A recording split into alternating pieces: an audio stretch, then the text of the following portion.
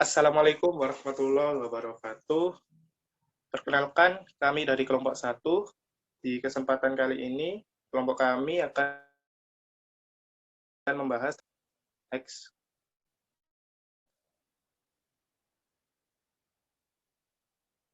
Untuk anggota dari kelompok 1 sebagai berikut. Di bab pertama, di 1.1, yaitu tujuan. Nah, pada presentasi kali ini, itu menjelaskan beberapa dari premis dasar yang dibahas di keseluruhan buku, yaitu tentang rekayasa sistem. Istilah dasar yang dijelaskan dalam presentasi ini ialah dasar dari definisi rekayasa sistem, serta ide dan sudut pandang rekayasa sistem ini akan dipaparkan dan dimulai dengan definisi sistem. 1,2 definisi. Sistem adalah komponen yang terintegrasi dari sumber daya manusia, produk, dan proses yang dapat memenuhi tujuan. Next, Kak. Lalu ada rekayasa sistem. Terdiri dari dua hal penting, yaitu pengetahuan teknis yang diatur oleh ahli teknis dan sistem manajemen teknik. Lanjut, Kak. Selain itu, rekayasa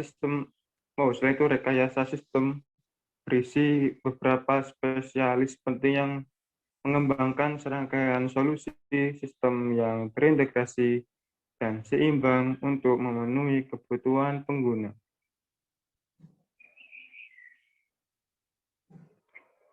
Lanjut, Kak. Manajemen rekayasa sistem terdiri dari 3 aktivitas utama. 1. Tahap pengembangan, yaitu mengontrol, memproses, dan memberikan garis dasar untuk rancangan desain. 2. Tahap proses untuk membangun rancangan desain. 3. Tahap life cycle untuk mencari feedback atau penilaian dari pengguna. Lanjut, Kak.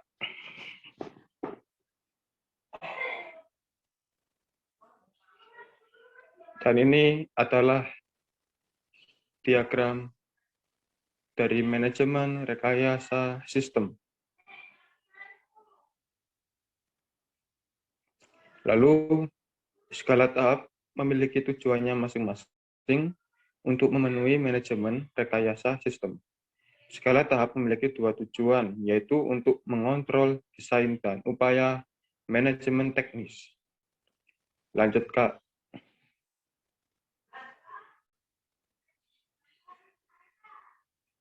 Tujuan ini mengontrol rancangan desain yang bergantung dengan garis dasar atau baseline. Lalu, skala tahap memiliki hal yang penting untuk mendapatkan feedback dari pengguna. Proses rekayasa sistem menjadi hal utama dalam manajemen sistem yang berfungsi untuk menyediakan proses yang terstruktur dan fleksibel.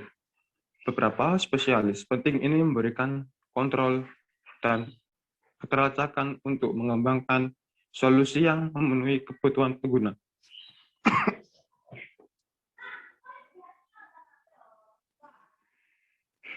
Integrasi life cycle diperlukan untuk sistem dapat digunakan dalam jangka yang sangat lama. Hal ini merupakan perencanaan terkait dengan pengembangan produk dan proses, serta berbagai masalah yang diintegrasikan ke dalam fungsionalitas dari sistem. Lanjut, Kak. Lalu, proses rekayasa sistem mungkin diulang 1 kali atau lebih selama proses pengembangan.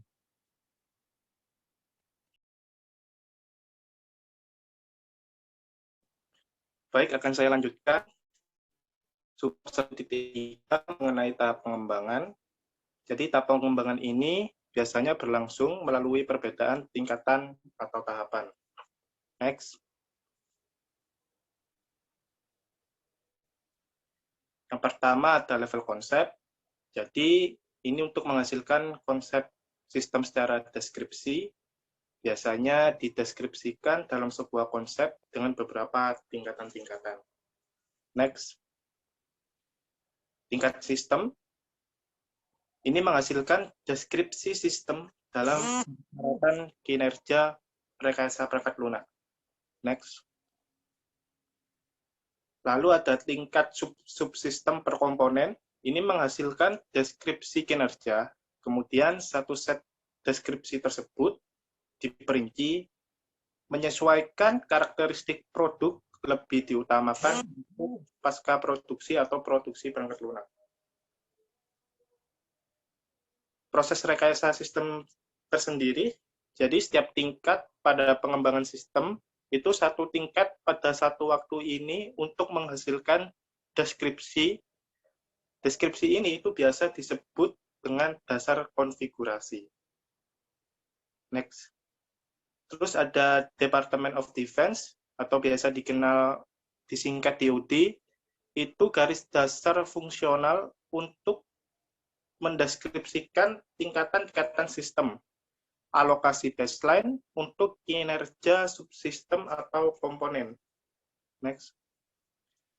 Serta menunjukkan hubungan dasar antara garis dasar. Pada gambar ini dijelaskan proses development pada rekayasa perangkat lunak. Untuk penjelasannya akan ada di slide berikutnya. Next. Nah, ini untuk penjelasan gambar 1.2. Jadi gambar tersebut menunjukkan hubungan dasar antara garis dasar. Ikon segitiga mewakili keputusan kontrol pada poin-poin dasar dan biasanya disebut sebagai tinjauan teknis atau audit. Next. Pada tingkat pertimbangan pengembangan, jadi perkembangan yang signifikan pada tingkat tertentu di hierarki sistem tidak boleh terjadi sampai dasar konfigurasi di tingkat itu lebih tinggi. Hal ini dianggap lengkap, stabil, dan terkontrol. Ulasan dan audit digunakan untuk memastikan bahwa baseline siap untuk tingkat perkembangan selanjutnya. Next.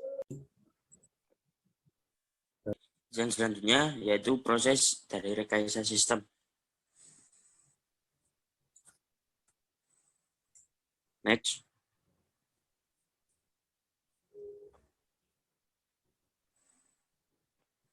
Pengertian proses rekayasa sistem.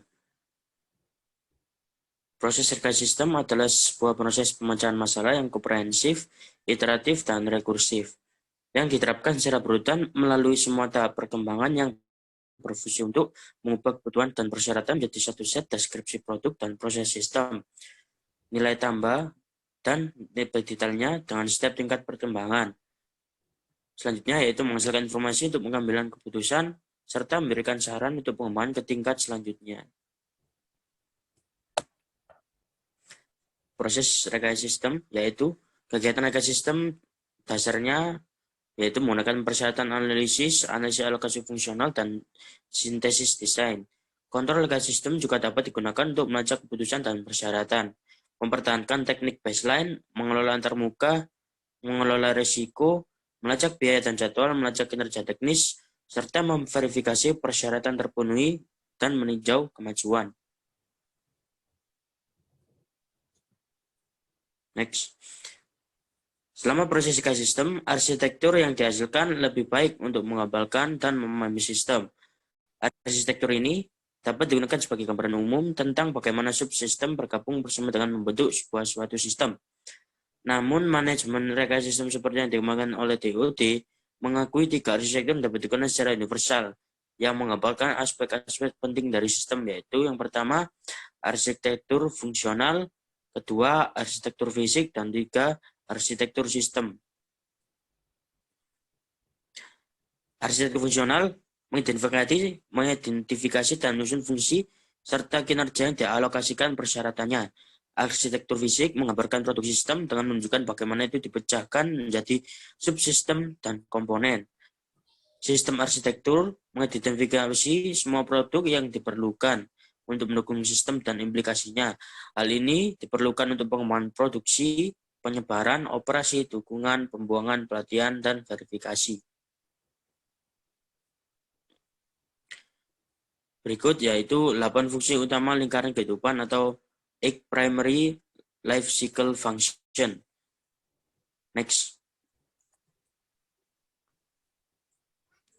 Prinsip rekayasa sistem. Yang pertama, memulai dengan tujuan untuk mencapai garis finish. Memulai dengan tujuan harus mencapai konsensus di awal proyek pada apa yang akan dikhususkan pada akhirnya nanti. Ini berarti bahwa pemangku kepentingan harus mulai dengan kesepakatan apa proyek itu yang harus dicapai dan metrik yang akan digunakan untuk mengukur keberhasilan proyek.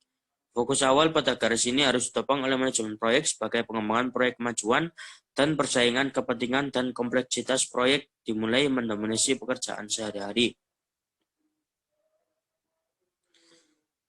Selanjutnya ada keterlibatan untuk membuat keputusan yang sebagai kuncinya. Sistem rekayasa adalah proses sistematis yang mencakup tinjauan dan poin keputusan yang dimaksudkan untuk memberikan visibilitas ke dalam proses dan mendorong keterlibatan pemangku kepentingan. Proses rekayasa sistem mencakup pemangku kepentingan melalui semua tahap seperti proyek, dari definisi kebutuhan awal hingga sistem verifikasi dan penerimaan. Para pemangku kepentingan yang terlibat dalam setiap langkah tertentu akan bervariasi yang dapat memberikan manajer, operator, dan tenaga teknis dapat berkesempatan serta berkontribusi pada langkah-langkah dalam proses di mana saran dan kritik mereka sangat diperlukan.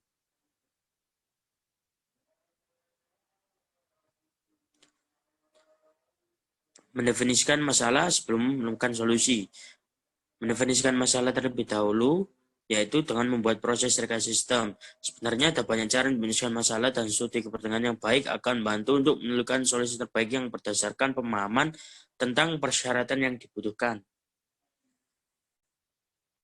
Next. Selanjutnya yaitu memilih teknologi yang baik. Zaman sekarang teknologi terus berubah. Pilihan yang terjadi saat sebuah proyek yang awalnya disusun mungkin akan diganti dengan teknologi yang lebih baik pada saat proyek dilaksanakan. Menentukan teknologi dengan terburu-buru akan menghasilkan teknologi yang ketinggalan zaman atau perubahan dasar yang konstan saat mencoba mengikuti perkembangan kemajuan teknologi. Next, Mas. Berpikir kritis dalam memecahkan masalah. Strategi utama rekayasa sistem adalah penguraian sistem menjadi lebih kecil atau subsistem, dan kemudian subsistem tersebut menjadi lebih mudah dikelola sebagai komponen perangkat keras dan perangkat lunak.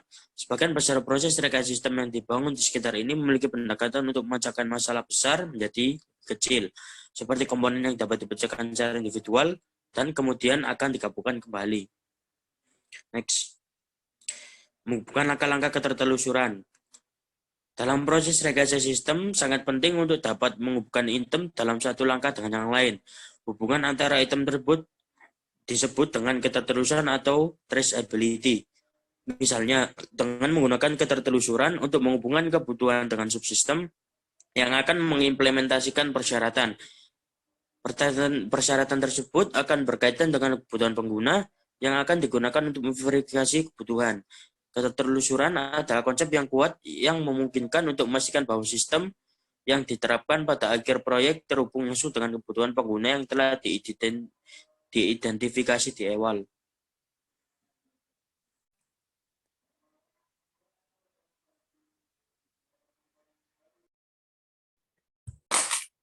Panduan.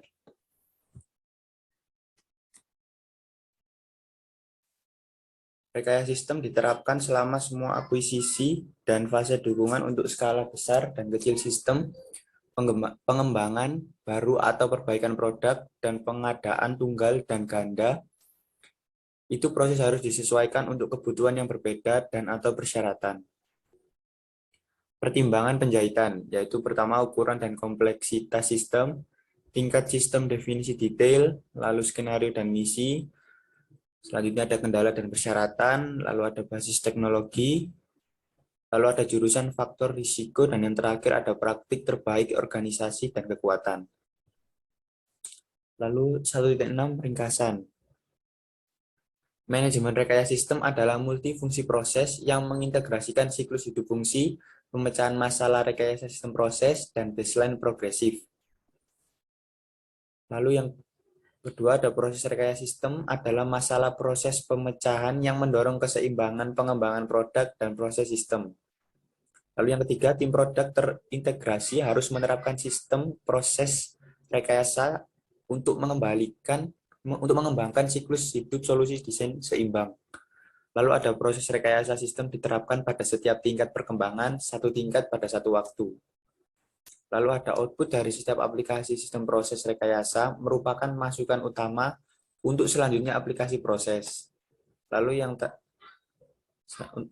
yang selanjutnya ada kegiatan rekayasa sistem fundamental adalah analisis persyaratan, analisis fungsional, dan sintesis desain, semuanya diseimbangkan dengan analisis dan kontrol sistem. Sekian presentasi yang dapat kami sampaikan. Mohon maaf bila ada salah. Wassalamualaikum warahmatullahi wabarakatuh.